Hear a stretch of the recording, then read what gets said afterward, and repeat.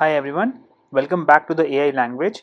Today we are going to look at a new widget which is called the single child scroll view, and we are going to use our tool the ailanguage.com, which you can access for free if you are a subscriber to our channel.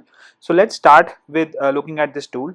Now I already have a page over here which is rendered with a image and some introduction about the person, and the thing about this is that as you add more and more content, the space on the page will finish and you need to scroll, which is a very common thing found on all websites and apps.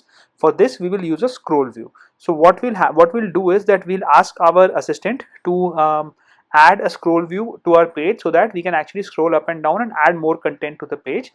For that, let's hover over the page and look at what already have. So if you look at the lower right corner over here, you see that we have a portfolio page with a scaffold, with a body container and a body column. So the body column is what will actually have more and more content that is going to take up all the space on the page, and as you add more content on the column, it will not be able to fit onto the page.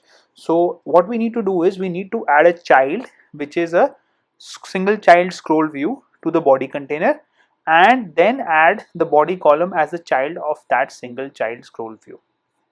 So for this, what we can do is that we can actually do this either through the assistant or manually. So let's try this manually first. So what we'll do is we'll actually drag our single child scroll view over here. We'll click on this and we'll click on our scroll view, and we'll give it a name as, let's say, body scroll view, right? And let's maintain the convention of having spaces in between, and now we have this, right? And what we'll do is we will actually make the body column the child of this, right? And what we can do is we can add a scroll direction. So right now the scroll direction is vertical, and we want a vertical direction as we want a vertical scroll. If you wanted a horizontal scroll, you could do that as well. And I don't think we need to actually set the other aspects for now, and we can actually go ahead and try to put the scroll view in. Now I've made the scroll view of the child as body column, but I need to assign this scroll view as the child of the body container. So I'll go and select my container from here,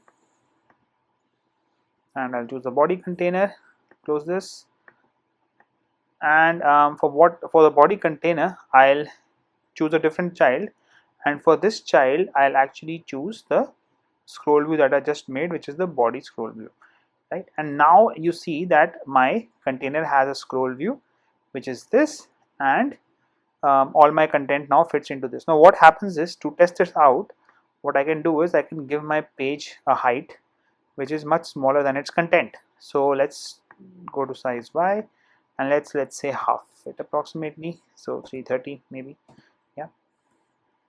And now what you can see is that your content can scroll inside, right?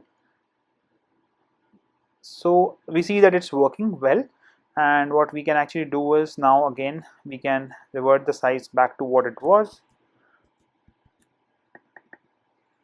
67, and now we have the page back again. So that's basically all for the scroll view, right? It's a simple widget that helps you add scrolling to your page, and it's as simple as that, and that's why we did not actually use the assistant over here, just directly use this scroll view over here. And now what we can do is we can continue in the next video to add more content to our page, and then also style it a bit to make it look even much better. Thank you for watching. Please do subscribe to this channel.